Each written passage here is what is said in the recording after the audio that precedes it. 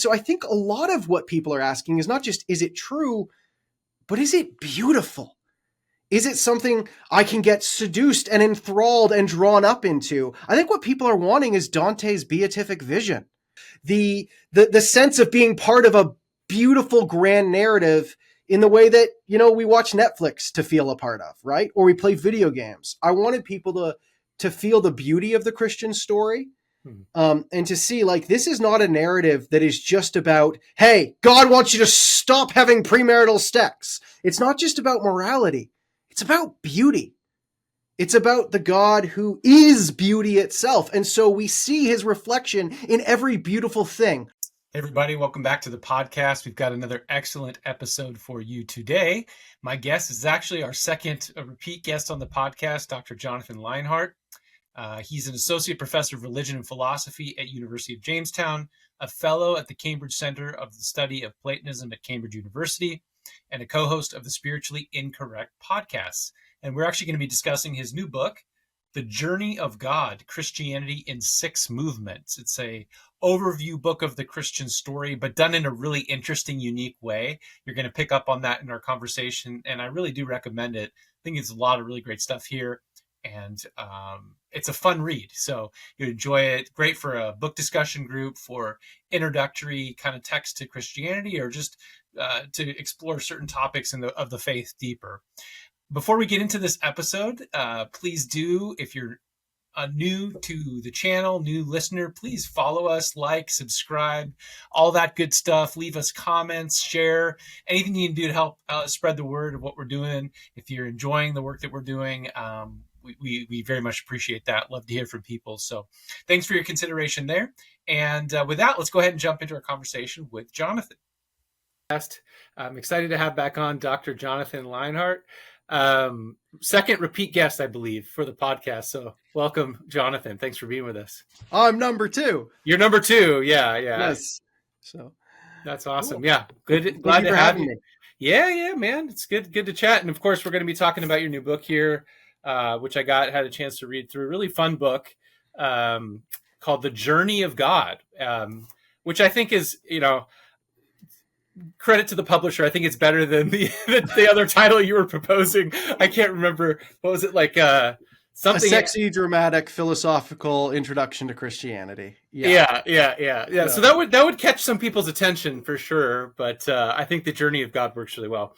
Well, my last book had a ridiculous title like that, and it did not. I don't think it caught anything, and it was too long for anyone to actually remember it except me. So. Yeah.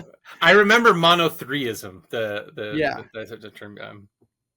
So I guess, well, I'm excited to talk about this. I think the place I'd love to begin is just maybe to give you a chance to give a little bit of backstory of the book, and maybe a little bit about like who you imagine this book to be for, like who's your target audience. As I was reading through it, I was kind of intrigued by the different movements and your approach to this way of introducing the Christian story, which is pretty standard, right? The 6 movements. There's plenty of books that do this kind of stuff within like the biblical studies world and some within theology. But you have, I think, a really unique kind of angle on how you're approaching this. It's kind of like part Bible, part theology, part philosophy, with some apologetic stuff kind of mixed in there, it seems like, as well. So yeah, what would you say about that? Like who are you writing this for?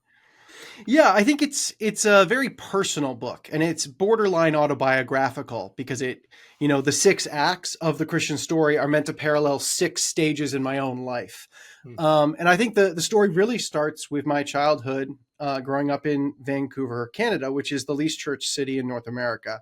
And so coming to Christ within that secular context has meant that I've just always had a very weird view of what Christian faith is, and that I naturally incline more to the skeptics, to the people who are baffled by Christianity. And so I kind of, I think I wanted to approach the traditional Christian story, as you say, the 6 acts. And, it's the basic story. It's the biblical Christian story. I'm not changing the story. I'm returning to the story, but I wanted to approach it in a different way. a way that appeals intellectually to people who are doubting, aesthetically to people who feel like Christianity has been all about morality and truth, and it's lost the beauty of the medieval cathedrals, the beauty of the biblical story told well. I mean, if you look at Christianity today and think about storytelling, and you think of like Fireproof and God's Not Dead, we're some of the worst storytellers in the world. And it's tragic because allegedly we have the greatest story ever told. And so I kind of wanted to bring together all these different aspects of the Christian story in a way that I think is just deeply compelling. Mm-hmm. And I don't think I had to do much to make it compelling. I think I just sort of had to stand out of the way and let it be what it is. Mm-hmm. And I think what it is, the Christian story, is just an insanely attractive, enticing, seductive, all-encompassing story. And that's the story that I fell in love with as a teenager in the most secular place in North America. That's the story that I'm excited to tell people about. And I wanted to tell it in the way that I felt like it had come to me, as this really exciting thing that I think we've heard the story so much that it's hard to recapture it. And I wanted to tell it in just a different enough way that you rehear it again as if for the first time. So, and in that sense, I think I'm kind of rambling here. My hope was that it was a book that would kind of be that one go-to book that you could hand almost anyone.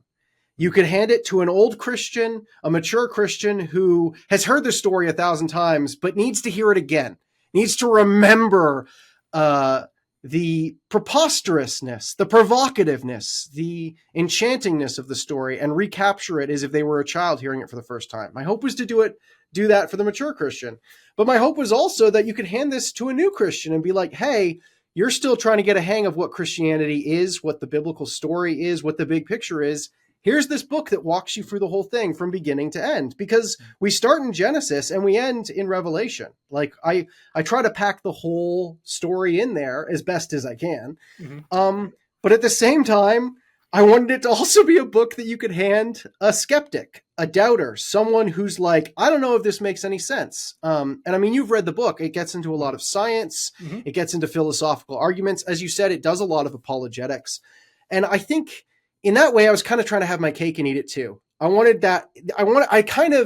The aspiration, and I don't claim to have attained it, but I think we should always set our goals high and then, look as we fall short of them. The goal was to kind of, the first book I read when I started to take my faith seriously was Mere Christianity. Okay. And I kept trying to give, when people were asking about faith or asking questions, I give them that book, or what book would I have my students read in my intro to Christianity class? Mere Christianity. And I love Mere Christianity. It's one of my favorite books, but it was written 80 years ago. Mm-hmm. It was written for a different time, a different context. The language is difficult for some people. The way the arguments are structured are difficult. And I wanted Mere Christianity for the 21st century. Mm-hmm. I wanted that one book, and I kept looking for it. I kept looking for that one book that you could hand anyone at any stage of faith, and it would be useful to them in one way or another. And I didn't find it, so then I was like, do I have to write this book? I don't think I'm capable of writing this book. Okay, but I don't think I've been capable of doing any of the things God's done in my life, so let's do it. And I would never claim to have attained the C.S. Lewis heights. But that was the goal, was for it to be that book that's kind of like, yeah, you can hand this to anyone. This is my go-to book. When someone has a question, whether they're a mature Christian, a young Christian, or a skeptic, here, read this. That was the goal. And I think it's an ambitious goal. I don't claim to have achieved it, but that was the goal. Mm-hmm. So, yeah. Yeah, that makes sense. So kind of like in the spirit of a Mere Christianity, telling the story again freshly, and, knowing a little bit about your backstory from what you've shared in this episode just briefly and in the previous one, it makes a lot of sense. Like the questions you're trying to anticipate, right, are the questions that you see broadly in your own context and background, and probably I would imagine with some of your students as well. What would you say are some of the big I'll start with this one. I've kind of a two-part. The first part is, what would you say are some of the big issues or questions, obstacles that your intended audience might be facing today that you really wanted to address in the book? Yeah, I think the big three, and they've been the big three since Plato and on, are: is this true? Is it beautiful? And is it good? And I feel like any book that introduces you to Christianity and gives an account of why one might seriously consider being a Christian should address all three of those. Is it true? Is it beautiful? And is it good? In the truth category, you have a lot of traditional apologetics, and I don't reject all of those approaches. I mean, I cut my teeth on guys like William Lane Craig and that sort of thing. And so, one of the very first chapters is looking at the origins of the universe and looking at the design argument and how complex it all is and how precisely tuned gravity had to be, to this almost infinitesimal degree, or else we wouldn't exist. And so a huge part of the book is providing a rational plausibility structure for faith. Like, you don't have to abandon truth and intellect to be a Christian. There's a lot of good scientific, philosophical, historical reasons to believe in this. So I think that's one of the big questions people are having is this true? But I think our contemporary context, especially a postmodern context, is kind of moving away from just is it true? Because we're kind of skeptical that you can prove anything is true these days, right? True according to who and according to what standard, and so I think a lot of what people are asking is not just, is it true, but is it beautiful? Is it something I can get seduced and enthralled and drawn up into? I think what people are wanting is Dante's beatific vision. People are wanting something that provides the high that they're getting from drugs or from orgasm or from music or poetry or Quentin Tarantino movies, or the sense of being part of a beautiful grand narrative in the way that, we watch Netflix to feel a part of, right? Or we play video games. I wanted people to feel the beauty of the Christian story. And to see, like, this is not a narrative that is just about, hey, God wants you to stop having premarital sex. It's not just about morality. It's about beauty. It's about the God who is beauty itself. And so we see his reflection in every beautiful thing, whether it's the beauty of nature, the beauty of another face. And I'll say, I mentioned sex earlier, but I think sex as an act of beauty and pleasure and joy is, at least in its purest form, meant to point us back to the one who is beauty itself. And I wanted Christians to appreciate that Scripture is actually not just a beautiful story, but it points us to beauty constantly. Song of Solomon points us to sex as this beautiful way of encountering not just another person, but eternity, encountering God, right? Song of Solomon points to that, but also the book of Psalms, music, poetry. These are not 10 commandments just yelled over and over again at the Israelites. God is a God of song, of notes, of beauty, of dancing. David dances and his wife thinks he's crazy.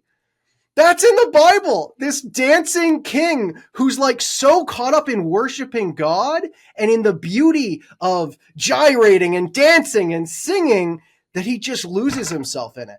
Like, that's got to be central to any account of Christianity. And I think we've really lost that. We've so lost that. That this story is not just good, it's not just true, but it's freaking beautiful. It is enticing. It is for all of your senses, all of your bodily senses, your artistic bodily senses. And we have a very embodied, incarnational, physical faith. God created the world and said, it is good. So let's encounter God through the beauty of that world, because he made it that way. He made it beautiful. He made food tasty. He made sex fun. He made nature stunning. So that's truth and beauty. And I wanted to capture that in the book itself. I wanted to capture that in the way I told the story, but also in the emphases I placed upon it. There's a lot of apologetics books out there that do truth well, But like, I'm reading this book. I mean, I don't want to attack this author, but he's a very famous apologist, and I'm reading it right now about the soul. And it's very intellectually rigorous. It does truth well, but it's one of the least beautiful, mind-numbingly dull things that I've ever read. And I think theologians have gotten into this very analytical camp where they think they can just do truth without beauty. And I'm like, why would you ever think that that is the case? Your truth is less true for being so ugly and hideously composed. Because in God, a God who is simple and who is unified, I believe truth, beauty, and goodness all come together. And you're not getting to the deepest recesses of the inner bedchamber of truth if you're not also approaching through beauty at the same time. You can't get up that mountain if you're not bringing truth and goodness and beauty all closer together. So I wanted to tell the truth of the Christian story, but to tell it in a way that didn't just say this is the truth, but brought you into a beatific, beautiful encounter with it. And then finally, also, is it good? I think as a Christian in America, in the West today, there's a real question that we're facing about whether this is good. Like, I feel it with my non-Christian friends and family. Like, doesn't faith just make you crazy and extreme and backwards and reject everything that, modern good people should believe in? I think there's a real crisis. The moral majority in the 80s, the 70s, there was a sense that somehow they were the moral police, right? And I think that we're just at a point where it's like, no, if you're religious, that makes you less moral, less good, less loving of people who are different from yourself. And so I wanted to give an account of Christianity in its virtues and its views of what is right and wrong, good and evil, morality, free will. I wanted to engage those questions in a way that took seriously those doubts, that didn't just throw scripture at it, but like really wrestled with the moral questions. Like, is Christian faith good? Does it make the world better? Does going to church make you better, or does it just sound down your individuality until you don't exist at all and you're just part of this homogenous groupthink blob?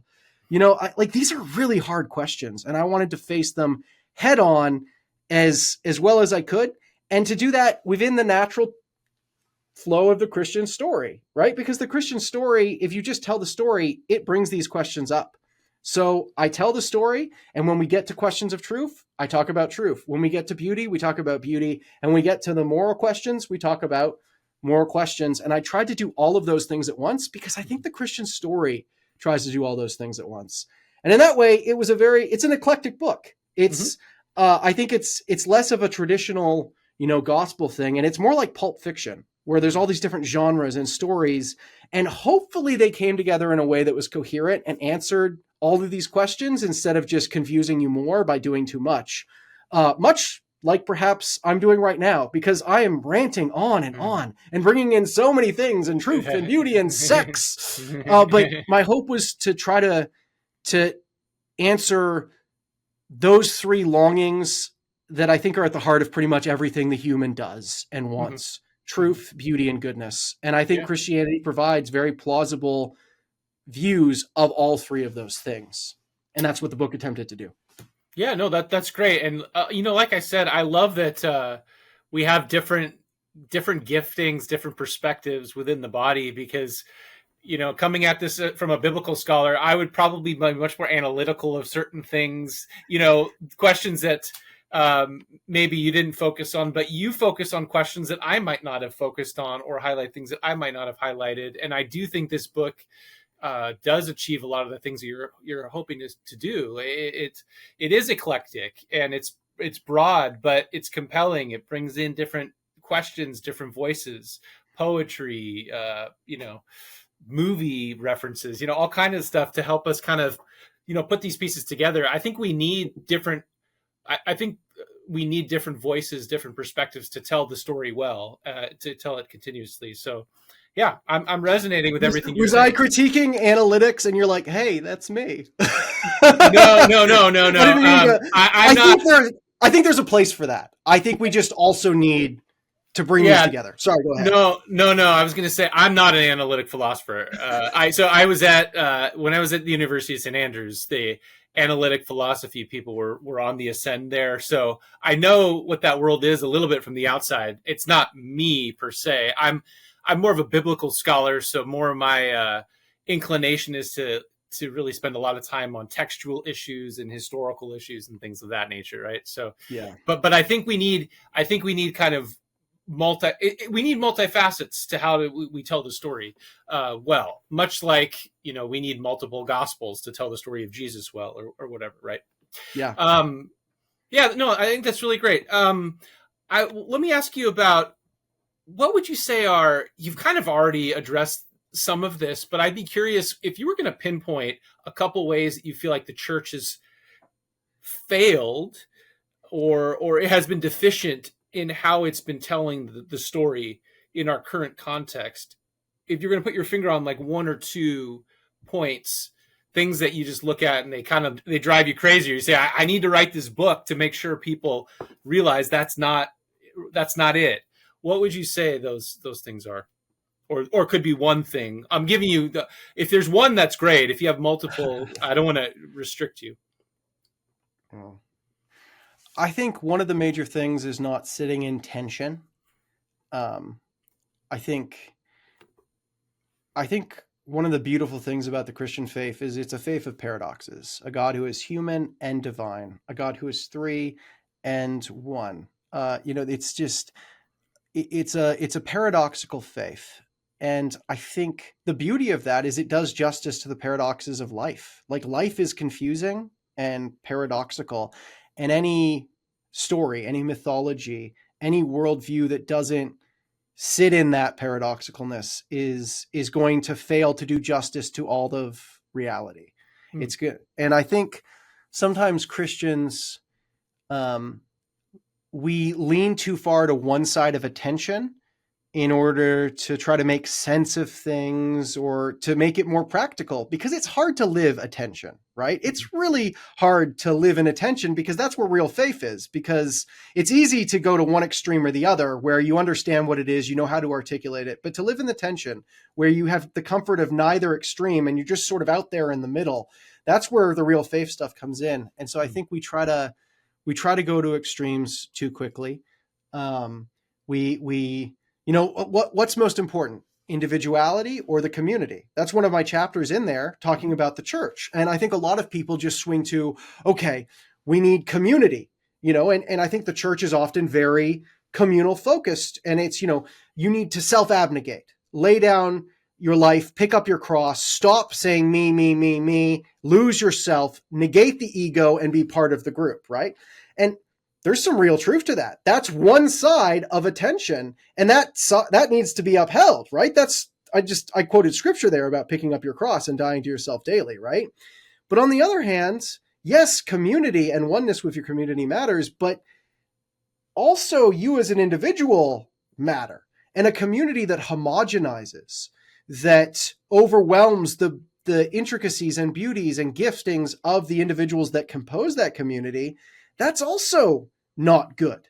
And I think the beauty of Christianity, and just to use this, is that it can sit in that tension, because most worldviews either absolutize community or individuality. I mean, if you're going to stereotype and caricature the difference between West and East, a pretty standard caricature, and I say caricature because I think it's way more nuanced than that, is that West is individualistic, East is communal, right? And that's a flawed over-exaggeration, but to some degree, it's an initially helpful one. I think most cultures lean one way or the other, but the beauty of the Christian faith is that at the heart of our faith and God, it is a God who's both a community and an individual, one and three and one. And if you try to dissolve the threeness into the oneness, you lose something. And if you try to dissolve the oneness and say, no, God's not one, God's three, you also lose something. And it's the paradox of the one and the many, the individual and their community, that we have to sit in if we're wanting to truly be made in the image of a triune God who is nonetheless monotheistic, right? And so I think when we're preaching, we try to avoid paradoxes and tensions because they don't sell well. and they're hard to, people, it's hard to explain attention. Like this, me even talking right now, I'm like, I'm not explaining this well because it's hard, right? We try to, and in apologetics in particular, we try to say ours is the rational faith, and we try to get rid of any seeming paradox and like resolve it, right? And I think that's good to a point, because Christ is the Word, the Logos, logic itself, reason itself. But the Father is also transcendent and beyond us. And to even see his face, you would die in the Old Testament. There's something about transcendence and immanence, this sense that God makes sense to rational creatures like us, but he's also beyond us. And how can those things both be true at the same time? How can we talk about God while also admitting that we have no idea what we talk about, and yet we still have to talk about him? I don't know, but you got to sit in those tensions and go back and forth. And I think that's perhaps what story and beauty allows for more so, because truth is sort of, it's often propositional. It's either this or this. It's not both at the same time, right? The law of non-contradiction. But a story can bring out different aspects of something, because the first part of the story seems like it's saying this. The second part of the story seems to go the other way. The third part of the story sort of sits in the tension between the two. And because a story is not just one thing, but it's many things spread out over time, you can actually experience as the viewer all of those truths at once held in tension in one story. And I think that's part of what storytelling does. It uses time, and what time does is it separates things. Time splits things into separate moments. And in that sense, time dissects our experience of reality into separate pieces so that we can experience all the different parts of it in different ways at different times, instead of just all this eternal now. Oh, everything all at once for eternity! I don't know how to make sense of any of this. Time makes it graspable, digestible by separating it into different slices of time. 1 second, 1 second. And that's what storytelling does. Beginning, middle, and end can bring together multiple truths into one thing. And so anyways, sitting in the tension is something Christians don't do. It's not something humans do well. And I think especially the apologetic turn has meant that we've got a lot of good people speaking up for the truth of the gospel, but they're not always appreciating that truth is a very paradoxical one. And so I think my favorite apologists are guys like G.K. Chesterton, C.S. Lewis, those guys who, yes, it's truth, but it's beauty, and a constant awareness that their truth is always so small in comparison to the infinite God who's so far beyond our attempts to talk about him. Mm-hmm. And yet we can talk about him through Jesus Christ. Paradox. Mm-hmm. So yeah, paradox, tension would be the thing that I think is really missing. And I think that's connected to the overemphasis on truth and a loss of beauty and storytelling in modern Christianity. So. Yeah, no, it's great. I love the idea about sitting in the tension. I think that's really well said. All right, I want to do like a lightning round with you. So the book, and hopefully this is helpful for you in terms of getting the message out of the book.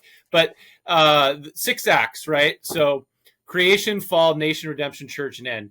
I'm going to give you a word, and I want you to just give me like a thought about it. All right. So like rather than you don't have chapters, what's one thing you'd want to say about each of these acts? So creation, what would you say? You want a summary or a random thought?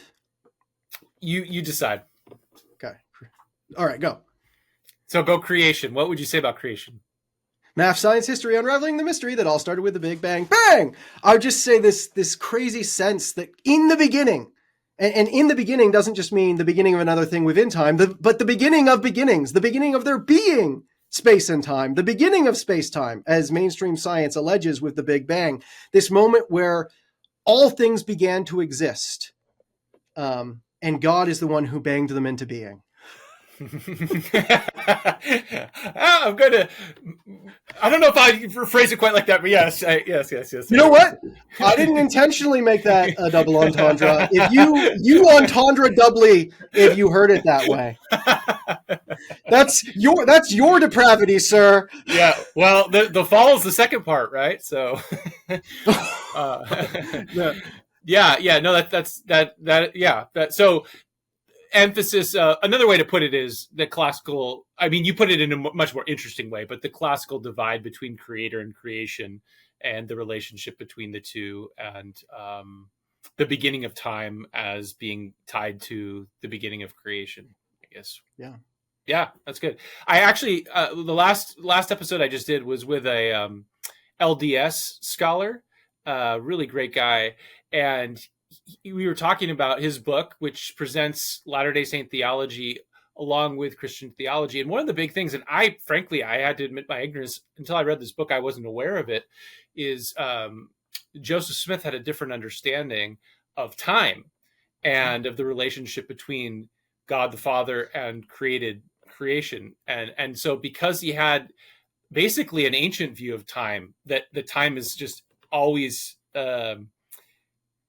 infinitely, receding into the past or whatever, that actually has some pretty big impact on his theology, on his understanding of God, which is obviously kind of, from a classical Christian perspective, heterodox, but it makes a huge difference whether or not you maintain the creator creation distinction. Yeah. Yeah. No, it definitely does. I am not God. Yeah, I wish I was sometimes. I don't actually, but yeah. Go ahead. Sorry. Yeah. And then we've got fall is the second one. So what would you say about fall? I would say that a lot of worldviews say that we're absolute crap, and a lot of worldviews say that we're perfect little roses that are perfect just the way we are and don't need to change a thing. And I think the beauty of the Christian story is that it doesn't lean one way or the other, but sits again in the tension, because it starts in the beginning of the story with the image of God. In the image of God, he created them. We're made in the image of God. And if you just had that part of the story, you would assume we're the pinnacle of creation. We're perfect, awesome, and divine. But then the next part of the story, we screw everything up. And if you only had that part of the story and not the Imago Dei part of the story, you would just think that humans are total garbage who screw up everything they touch.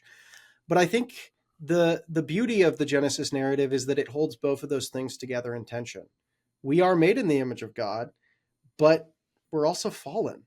And both of those things exist in us at once. We have the ability to do amazing things and also terrible, genocidal, maniacal things. And both of those two things are held in tension in every single human heart, because all of us are capable of absolutely, terrifyingly anything, for good or for evil. And that's, fall. Good. Yeah, fall. Okay, nation. After our fallenness, in the midst of our depravity and despair, God does not abandon us to death and doom and annihilation. No, he speaks to one man and says, Abraham, Abraham, go to the land I will show you, and I will make you a great nation. And Abraham, against all the odds, actually obeys and has faith in this God. And so God makes Abraham the father of the Jewish faith and the Jewish nation, from whom Abraham is allegedly who all ethnic Jews are descended from. This nation of Judaism that is the bulk of the Old Testament. From Abraham, you have his sons who eventually lead to Joseph, who goes down to Egypt, who hundreds of years later leads to Moses, who leads the slaves, let my people go, out of Egypt into the promised land, finally fulfilling God's promise to Abraham that this land that was promised would be theirs. And then the nation starts. This nation that's been waiting to be born finally begins in Israel. And no sooner has it begun and it's erected kings and governments and rules, than it starts to mess things up again. Because, God's trying to work through Abraham and his descendants, but the fall still looms large in our hearts. And through human effort and through the Jewish national attempt to reform and create a holy nation, we make some real strides, but over and over again, the fallenness of humanity rears its ugly head, showing that if there is going to be salvation, if we're going to get back up from this fall, it's not going to come from humanity. It's going to have to come from above, which sets the stage for the next act. Because over and over again, the Jewish nation disobeys and kills and sacrifices their children on altars and does basically what their forefather Adam did, which is fall.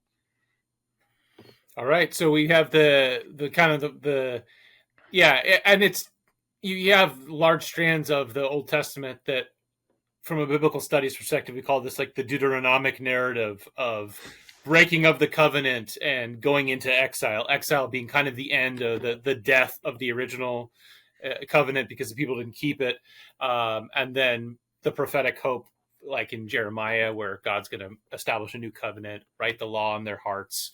Ezekiel, give them a heart of flesh, take away the heart of stone. So it's like these acknowledgments that we're a broken, even though we're God's chosen people, we're a broken people still. That's part of the recognition of what it means to be part of God's people, is a deeper awareness of our brokenness. Yeah, right on. Well, right on. I approve of this message. Yeah. I mean, this is a side point. We don't have to necessarily get into this, but I do think there is and it's become more acute post-Holocaust, to be sure. Like, I think this is something that's much more Christian theologians, biblical scholars in general are much more sensitive to now, which is the issue of supersessionism, the idea that the church sort of replaces Israel, and you can have different forms of that. And how do you navigate that? But it is just a question, or something worth thinking about. And maybe it's, like you said, one of these tensions that you don't completely resolve, but the tendency to instrumentalize Israel in the telling of the story. In other words, God uses the Jewish people, as a vehicle to bring salvation to the world. But once Jesus comes, it's like, kind of thing. Unfortunately, I think Christians have said that a lot. I'm not saying that's what you're saying. I'm just highlighting that is that's something that maybe we need to be sensitive to as we tell the story, or think through what we would say, to that question. No, and I think it's a great point, and it's one that I struggled with how to deal with it quickly in a book that's already dealing with so much. Totally. And one of the things I wanted to say over and over again is that the Jewish nation was not just an incubator for Jesus. That it's not just like, hey, we needed a sperm donor we didn't just need Mary to be Jewish to bring about Jesus. Like, this whole song and dance of thousands of years in Abraham wasn't just to genealogically bring about the entity that God probably could have brought about any time. Mm-hmm. And yet, at the same time, Christians also do believe that in some way, this history of the Jewish history was pointing somewhere, was leading somewhere. Yeah. And I suppose it would also be a negation of the Jewish narrative if you said it wasn't leading anywhere, if it wasn't meant to climax in something. Sure. And so I don't know how to do this. I really don't. And I teach a class on God and the Holocaust. I'm going to Washington, D.C. next week. I'm spending a week at the Holocaust Museum, just to show you that I'm not anti-Semitic, though I wouldn't be opposed to seeing anti-Semitic assumptions in my text, because I've regularly realized that there's things in my theology that are inherently anti-Semitic without realizing it. I definitely, maybe a decade ago, I think I realized that I was using the Jews, and then Jesus said to the Jews, and I wasn't meaning to, but it came off as very if someone was listening and didn't know more about me. Yeah. So I think this is an incredibly important issue. Yeah. And I think it's incredibly important because I don't think most Christians realize how complicit we all were in the Holocaust. Like, Nazi Germany is 95% Protestant Christian, right? Like the guards in the camps were almost all of them baptized Christians. And so I don't think Christianity has really reconciled with the fact that the Holocaust happened within our lifetime, and that we've had some theologians trying to do it, but the church at large, they haven't. And I don't know if we're going to, because the last survivors are dying as we speak. We're in the final decade or so, and there's so many people begging for remembrance, do not forget. But yeah, totally. We're probably going to. I don't see any of that work being done in most churches. I appreciate it. Thanks for those comments. I think you're absolutely right. I hope I didn't come off as too defensive there. Like, I am going to the Holocaust. It's sort of like I have a black friend. No. Where it's like, no. I think it's there's nothing to be defensive over. I think it's just something that I appreciate your thinking through it and your recognition. I'm Jewish and I still recognize it in certain things that I've said, are you? Because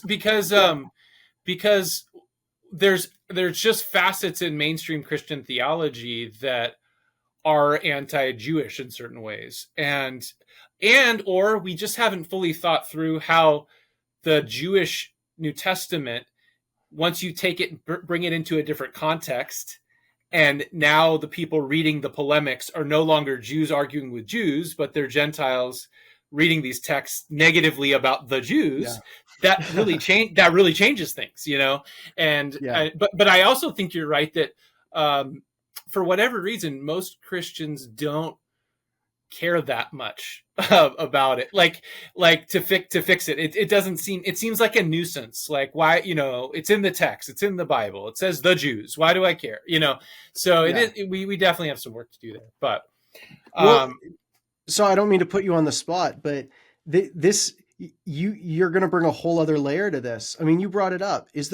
Are there some things I could do better in how I'm talking about this? Like, I think I'm struggling with systemic issues that aren't just me. I don't think Christian theologians en masse have dealt with this, but did you think there was some specific ways I could have done this better? I'm inviting you. So okay, if you wanna... so this is. I'll just give one example because I want to give more space for your book because I really do. I love it. One example. This is something that I had to learn to kind of shift on when I look, and this comes out of a closer reading of the text of Acts. When I read the story in Acts 2 of Pentecost, initially I was trained to think as a Christian, here's the movement from an ethnic particularist religion, Judaism, insular, to a universal religion, Christianity, right? And that's a construct that Christians obviously created. It's pretty self-serving, right? One is, if you think about the modern Western world, we value the idea of the universal.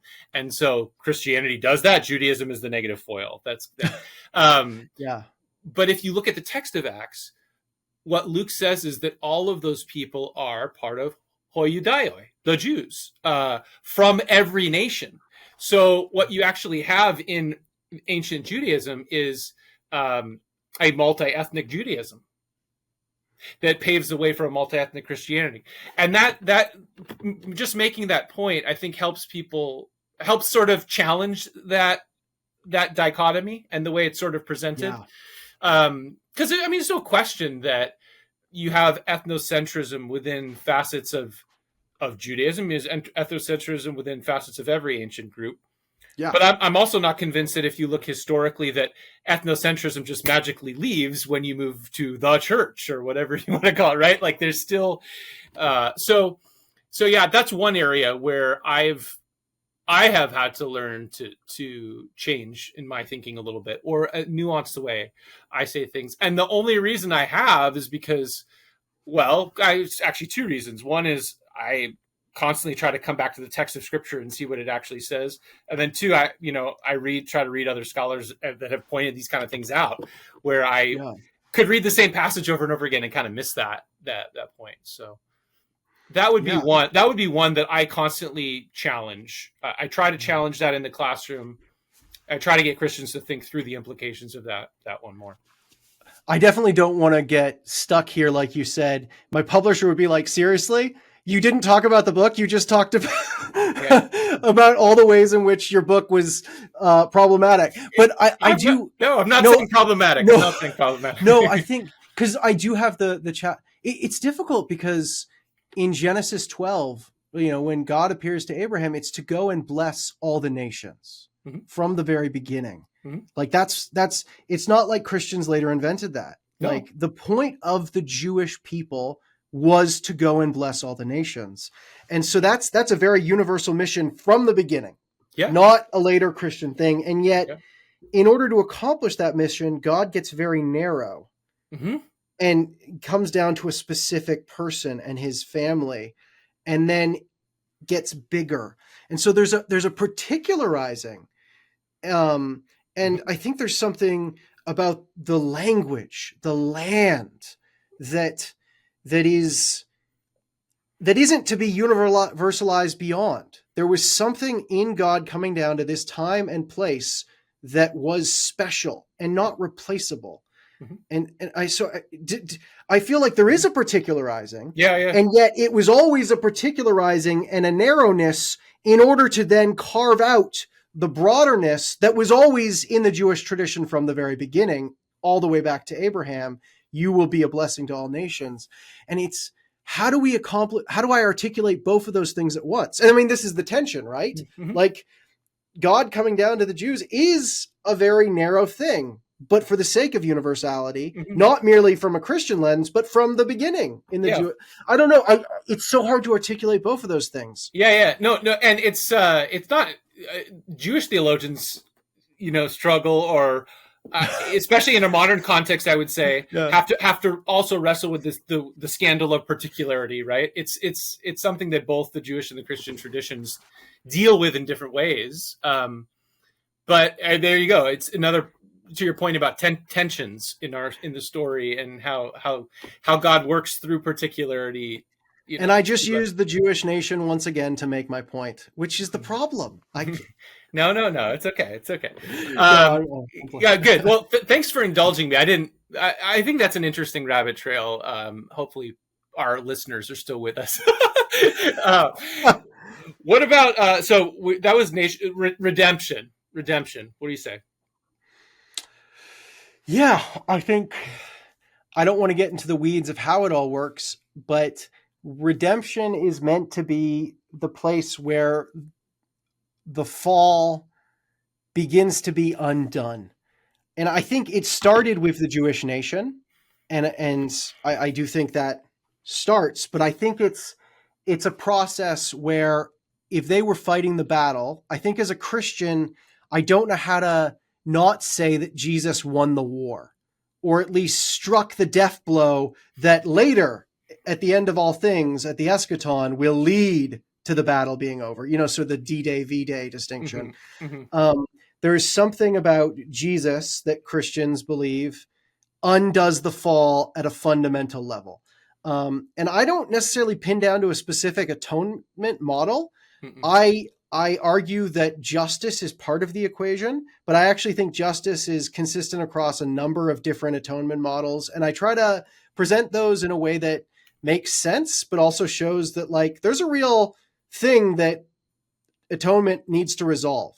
And it's pretty, I don't want to say it's universal, but across a wide range of religious traditions, there is this sense that justice must be done and paid for in one way or the other, in this life or the next, whether through reincarnation or through heaven and hell.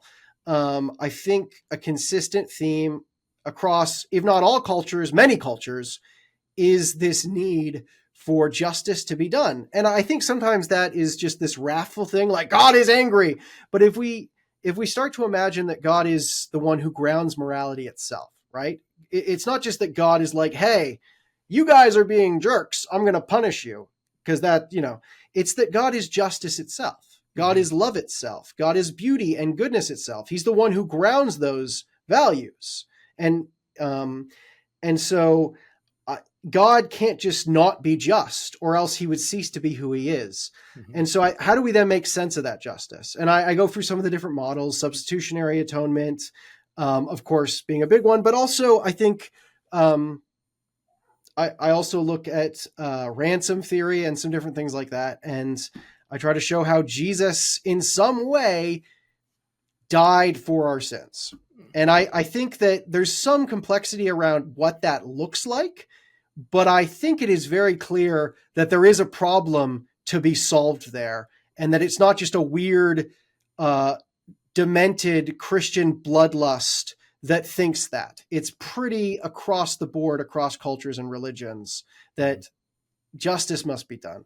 And I think sometimes people think it's, you either focus on social justice or you focus on the gospel of Jesus Christ. And the interesting thing is, that a God of justice is a God of both of those things, because the cross is Jesus dying for our sins, but social justice is God still delivering justice. So you need both of those sides of things at once. And I think we've made this divide. There's a lot of, more social justice oriented who tend to move away from the cross being divine justice or something like that. Mm-hmm. And I'm not sure how they can consistently do that if they believe God is justice itself. Mm-hmm. So I try to sit in those tensions in there. But the picture I just presented was very theoretical and abstract. You have a dialogue though, right? Isn't this the debate part of the book? Yeah. So what I just said sounded really dry and boring, right?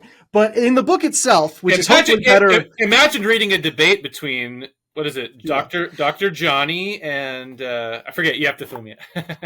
Yeah, Dr. Johnny and Dr. I don't know what I call them. But yeah, this whole thing that I just dully summarized for you is actually written as a debate back and forth with myself. So one guy running back and forth, which is actually very much like my last book, Monotheism. So it's written as a debate. And I think also the Jesus part. Does God have multiple personalities? No, I'm just kidding. I mean, that's Trinitarian, right? Or, so, yeah. So, and the Jesus chapter, when I introduce Jesus, is probably the most story-driven chapter in the whole thing. It's just like 30 pages of here's the life of Jesus.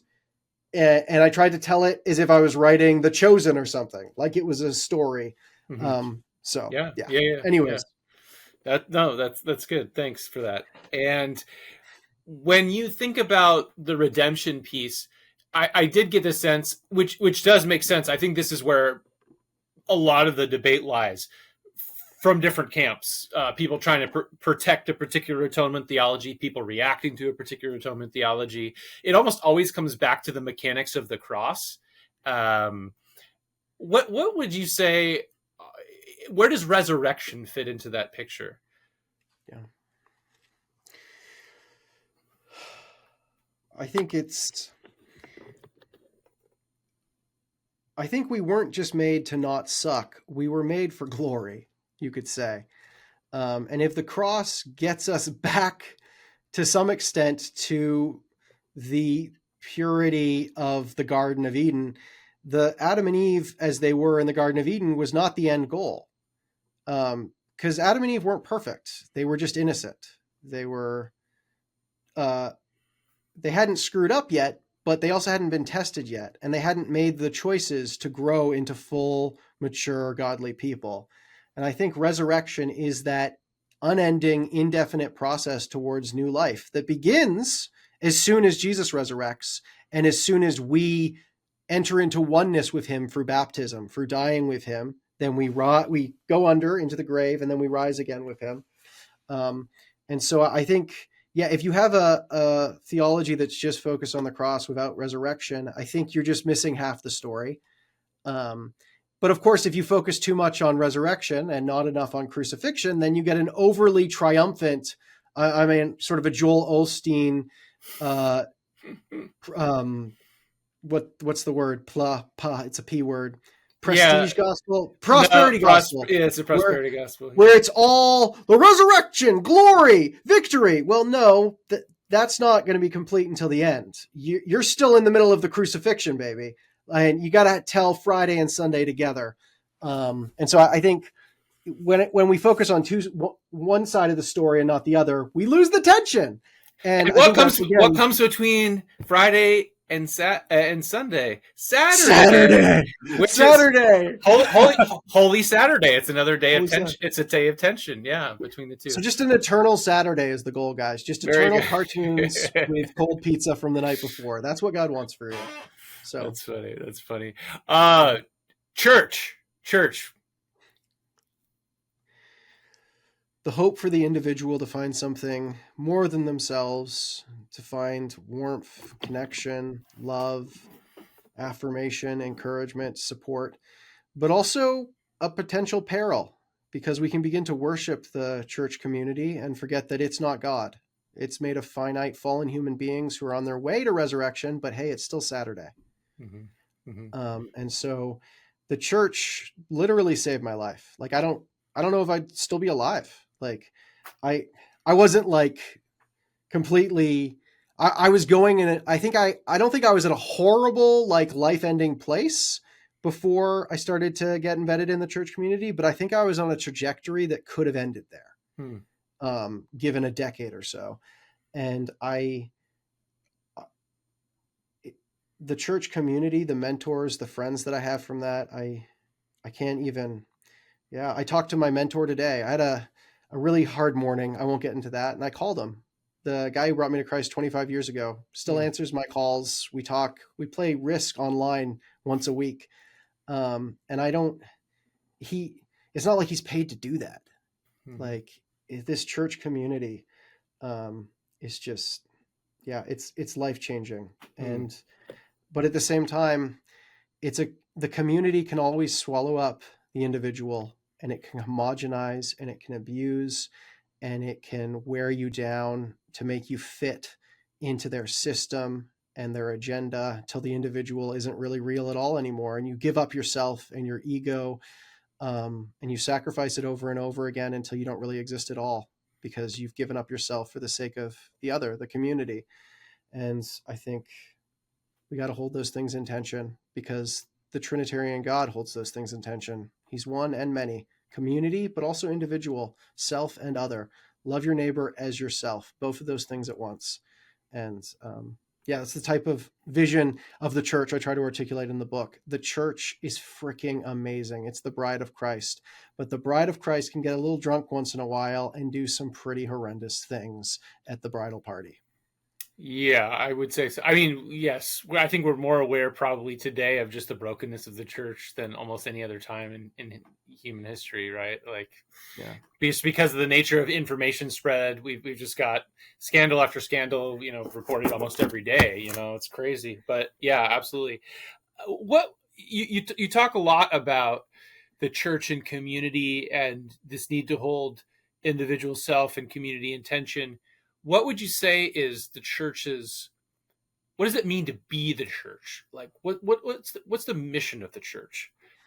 People often want to focus on a particular task, and they even sometimes put those things in tension. Like, the mission of the church is to go speak the gospel, preach the gospel, or the mission of the church is to do good to your neighbor or whatever. What would you say uh, in terms of how within the story as you're articulating it, what is the church supposed to be and do? Yeah, I think the church is supposed to be God on earth, or as close as we can get. I think the body of Christ language is pretty fundamental. I think that this is going to get a little abstract and almost Platonic, but I almost see Christ as the form of humanity itself. And we are, Oh, when we that's what church fathers said, like pretty yeah, early on. Yeah. yeah, I think he is humanness. And I think in Adam, humanity stepped away from its own end, its own nature, its own essence of who we are. And I think when someone becomes one with Christ in death and resurrection, like through baptism, they are becoming Christ on earth in some degree. And that's a process that's never ending, and it's definitely not completed on earth, which is why we keep not being Christ. But I think that's what we're supposed to be here and now on earth. And then I think people try to nuance it more than that. Like you said, are we supposed to do evangelism and make disciples, or are we supposed to make the world a better place here and now through social justice, right? And I think I don't want to take a side on that because tension, but I think on the one hand, I think if you lose either side of that, you've lost something. And I think people say, yes, you need both of that. But the more important piece still, even though we need, and I'm like, no, I just, if you read the Gospels, Jesus is doing, like, what he's talking about over and over again is social justice.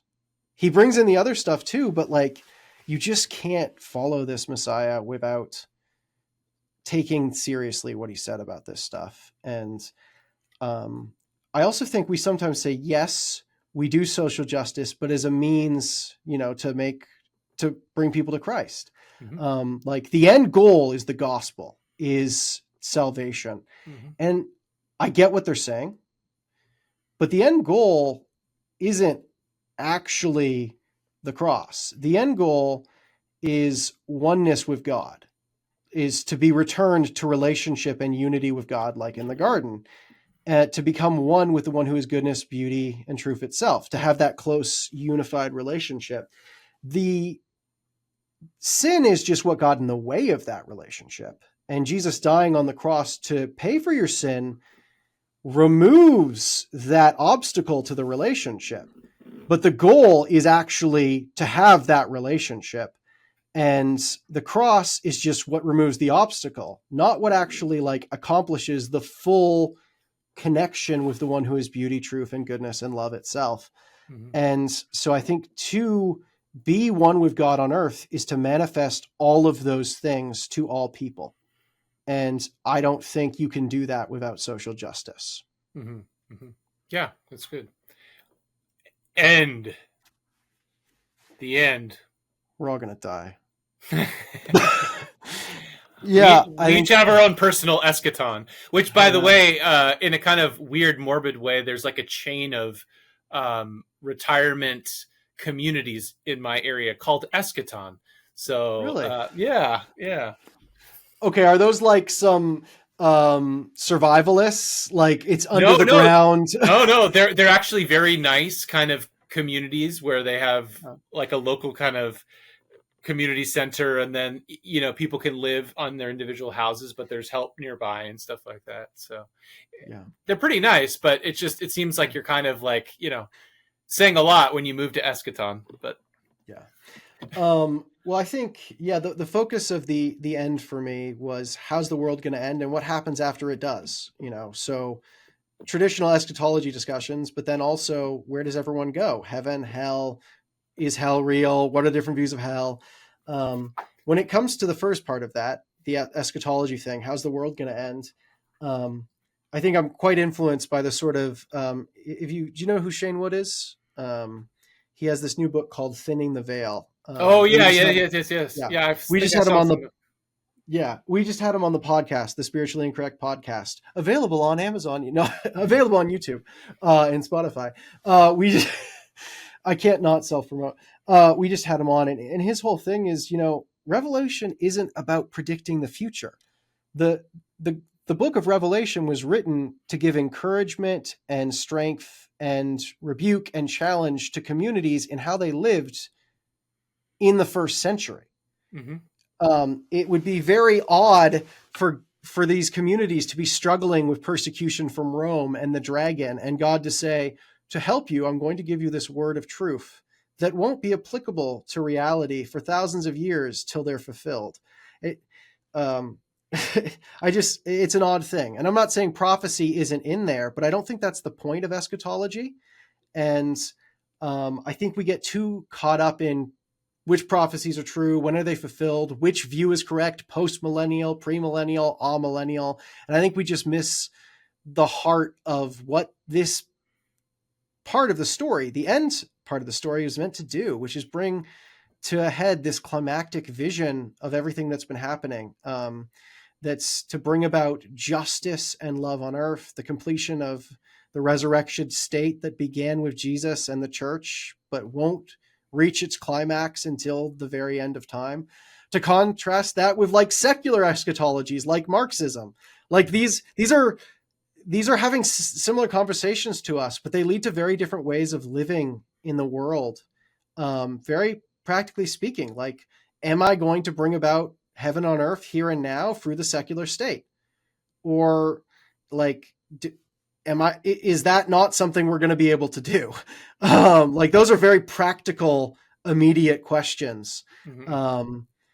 And I think those are the questions I think are much more interesting when it comes to eschatology than what most evangelical Christians in America have been focusing on for the last 50 years.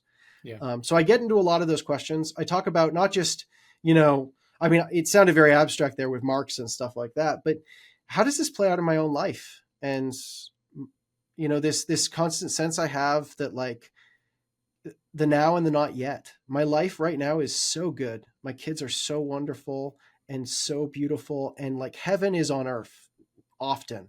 And yet, even though it is now, it's also not yet. And if I thought that this was truly it and that there was nothing more, I would understand why people, particularly men, have midlife crises and go looking for something absolute in their lives here and now, and consistently are just like, there is nothing absolute. There's things that are really good, but I'm looking for eternity and I'm not finding it in an absolute sense. So maybe life isn't worth living. Maybe if I left my wife, some other relationship would fill that hole in my heart, because they have an eschatology where this is it, or the absolute can be found here and now.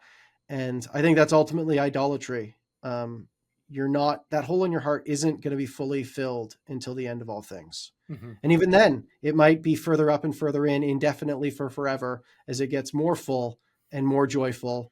And it just ever increases, like that song note that Christopher Nolan loves, where it just rises higher and higher and higher. And so I think a Christian eschatology gives me the framework to enjoy my family and love them, and to get so much joy out of my life here and now, but also not to despair when I sense that I'm longing for something more as well.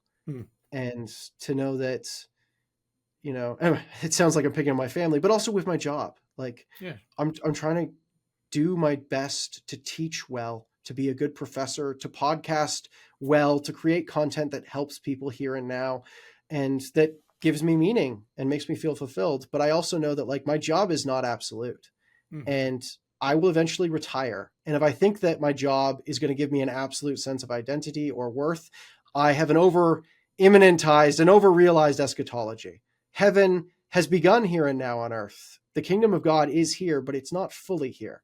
It's now, but it's not yet. And so I think Christian eschatology is a deeply immediate, personal, existential thing, and we've trivialized it into prophecy and mathematical Bible number guessing. And I think that's what you wanted this to be, a speed round, and I just sort of said, no, it's not going to be a speed round. How dare you try to control me? No, it's great. You know what I actually like about it is I had other questions that I wanted to ask you, and somehow we've managed to hit on all of them in the process of going through the speed round. So, so I'm happy. I'm happy with the way it turned out. I think there's a lot of really good stuff, for people to think about. And I was actually going to ask you how eschatology helps us live in the here and now, and you basically just answered that question in that last little bit. So that's what. But if you had anything to add to that,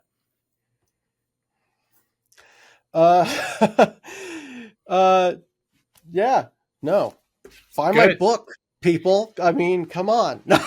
yeah, go for it. I want the money. I want to live heaven on earth now. Cars, planes. Come on. Yeah, right. Yeah, and the joke there, right, is no one really gets into our field and starts writing to make money. It's because we love it. A book like this, actually, I could see you making some money on it. I've yet to see much money come my way from the writing I've done, but I think I made one of my books made like $50. It was like the most depressing thing ever. And it was my dissertation. Like, I wasn't expecting to make money on it, but it was still like, I didn't even break triple digits. Yeah. No, it is what it is. So yeah. Anything else in terms of anything else you want to share about the book, other things you want to promote? You go ahead. You want to plug the podcast, your podcast one more time? Feel free to do that. Yeah, I think with the book, I mean, I know we got into a lot of the abstract questions because, I mean, you've got a good mind, and we were going back and forth. And but I think for me, the title, The Journey of God, wasn't the original title I wanted, but it's become very, I don't know. The publisher telling me that I couldn't go with the title I wanted, A Sexy Philosophical Dramatic Introduction to Christianity, was a very good thing, because I think this is meant to be like a journey, right? Yeah. Like, it's meant to be a story. And until they pushed back on the title, it didn't have my story in it. Like, the autobiographical bits that are layered through the whole thing were a later thing. And I think it's a testament to how the self encounters in the other of a publisher, a mutual relationship that's really healthy. That's And good. I think, anyways, I think what I was really trying to say there was I just love the Christian story. And without that story, I don't even know what my own story would be. And this book was my attempt to share everything that I am, how I came to faith in the most secular city in North America, and why I still love Jesus. So I guess, yeah, That's it's awesome. it's meant to be that journey more so than these debates. Yeah, And I yeah, hope I conveyed that. As for for sure. plugging other things, Yeah. yeah, there's the Spiritually Incorrect podcast. We do YouTube, Spotify, video, audio. We just do pretty much any crazy subject that we think is interesting. Hence the title Spiritually Incorrect. We've had on exorcists. We've had on NASA scientists. We had it on an MIT professor who's a science professor at MIT who argued that ghosts are real. We we just, yeah, we cover all those topics. We also do traditional theological debates as well. We just have a lot of fun with it. I co-host that with Seth Hart, and he's my brother-in-law, so we just make fun of each other relentlessly and Nice. savagely Nice. on that show. So check it out, Spiritually Incorrect podcast. But if you want to learn more about anything I'm doing or the book, just go to jdlyonhart.com. That's my website, or just Google The Journey of God, or look it up on Amazon or whatever. So Sounds good. And you can find links. I'll link all those in the description too, so you can check that out. All right, everybody. I encourage you to get the book. It's a great book. It actually would make a great textbook for introduction to Christianity class, worldview class, that type of thing. It's ideal for that, ideal for small group study, really all that kind of stuff. So well done, Jonathan. Appreciate it. Thank you for being the second returning guest on my podcast. Appreciate you for that. And we're the number two. Yes. Yeah, there you go. There you go. So yeah, appreciate you. Thanks. Yo, thanks for having me. It Yep. was a delight. You got it.